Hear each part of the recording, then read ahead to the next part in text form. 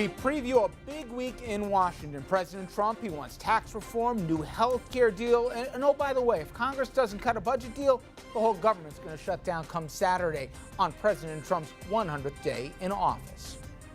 Then we're going to take a look at what candidate Trump promised and what President Trump has delivered. I'll preview this by saying there's a big difference. Then on this Holocaust Remembrance Day, we speak with a survivor and a woman whose parents lived through it. Good evening, everyone, and welcome to RFL. I'm Richard French. Thank you so much for joining us this Monday night. This is being called the biggest week of Donald Trump's presidency. Now, the government, it will run out of money come Friday evening and have to shut down on Saturday. That is, unless Congress cuts a budget deal. That would happen on President Trump's 100th day in office. It's not the optics the White House certainly is looking for. And one of the sticking points of the budget is the wall. And it's the wall the president keeps on promising is going to get built here. Remember, the same one that Mexico was going to write the check for. Well, the president tweeted an explanation about that yesterday.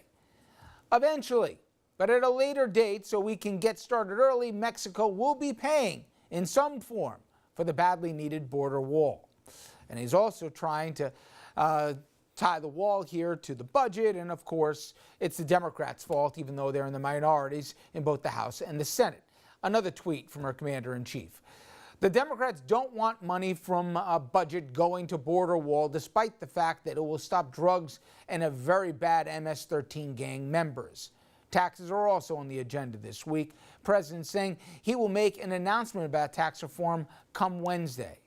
Plus, the elusive repeal and replace of Obamacare back on the docket. We all know how that one ended a few weeks back, yet once again, the president pressing for another crack at it, even though it doesn't seem like the Freedom Caucus is going to crack anytime soon.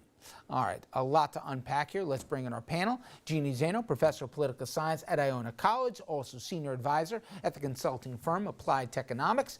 Dominic Carter, political journalist and author, and Andrew Whitman, our senior political correspondent. Okay, it seems, Jeanne, that unlike previous budget shutdowns, neither party wants this one. Republicans on the Hill, they seem more amenable than in the past to some, emergency extension here.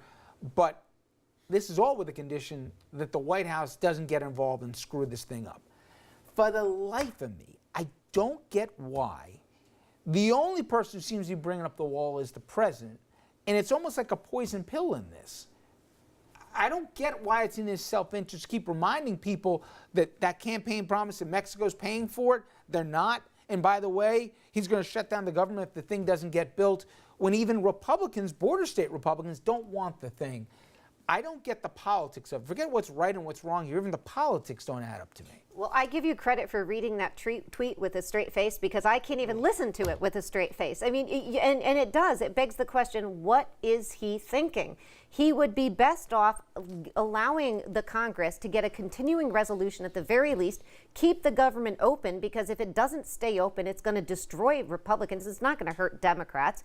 And stop reminding people about promises that you simply cannot keep. And having Mexico pay for the border wall is simply one of those. And as you mentioned at the top, there's a litany of campaign promises the president made that he can't keep. And I would say historically, he's not alone. I mean, candidates are famous for lots of promises they can't keep. The difference is here that he keeps talking about these promises that he has absolutely no hope of keeping. Getting rid of Obamacare, not going to happen. Yeah. Revamping the tax code, that may happen, but it's going to take a long time. All of these things take time, and he's got to, roll up his sleeves and get to work on that, or his staff does, and stop talking about these big promises. And I want to get to the optics options in his language in a second with you, Dominic. But Andrew, is there a poison pill here that the Democrats might have to give a little to get, in that cut off funding for some elements of Obamacare? Forget about repealing it and replacing it. You can cut off the water, if you will, a little bit. Nobody wants a shutdown. First of all, it's not good for the country, but nobody really wants it right now. But does he have any bargaining that the Democrats are going to have to go along with this? Really, the only leverage that he has is on the federal subsidies for the exchanges for Obamacare. These are some of the payments from the federal government that are propping up some of the premiums for people who are, above a certain threshold but below the overall ability to pay for Obamacare themselves. So without those, without that money, then the exchanges will dry up, and Obamacare will, in fact, collapse faster. Now, Democrats may not feel as though that's really a gun to their head, because in a lot of ways it's President Trump putting the gun to his own head. As we already talked with the numbers, more Americans now say that healthcare is Trump's no matter what than it is Obama's. So Trump may wind up putting himself in the jackpot with all this. And just to answer your first question, I'm going to try to get in the brain of the president here a little bit, so cover me in case I get in too deep. Excellent, but Andrew. 70% of Trump supporters say building the wall is a priority for them. If you go back to the rallies throughout the campaign, it was the one unifying aspect of his entire campaign that all of his supporters were behind.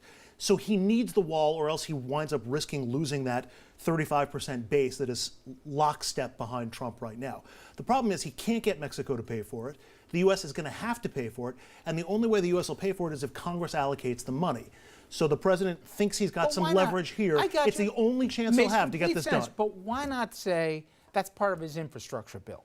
Why do it now, is my point, where he's got so many things with 100 days looming. He's going to own if they don't get this thing done Friday night.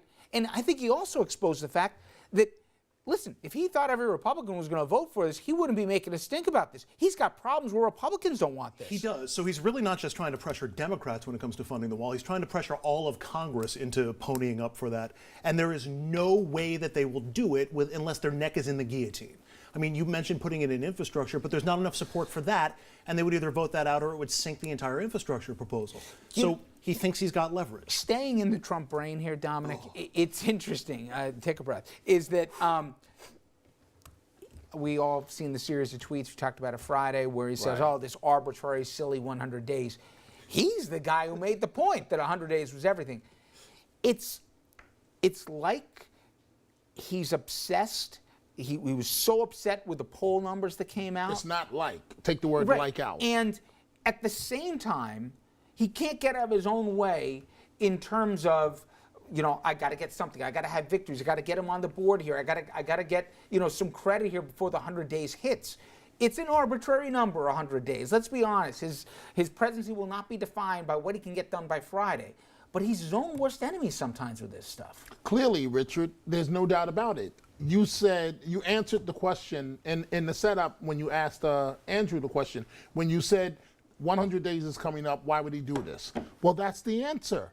Because Donald Trump, you said get inside his mind, he would rather see the stories on a potential budget looming shutdown than see the stories on his complete failure at 100-day mark, the benchmark that judges basically every president. And so for example, the inauguration.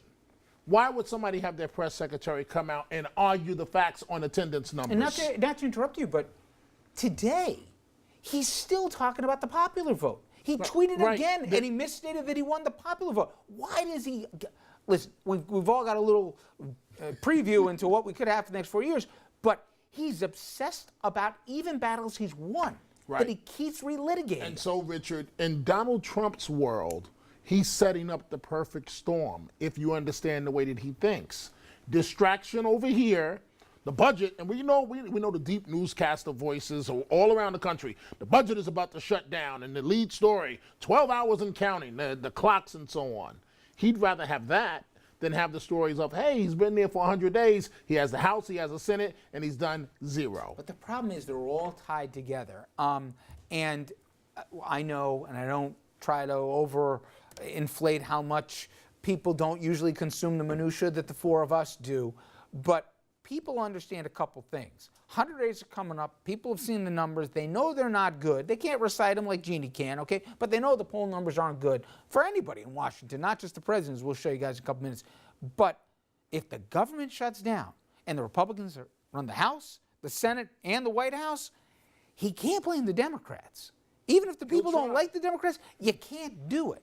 All right, we come back here. We mentioned their numbers. Well, we're going to get into the numbers game. The latest polls are out, and they don't paint a pretty picture when it comes to the president. But Democrats, they better not be doing victory laps either. People aren't thrilled with them either.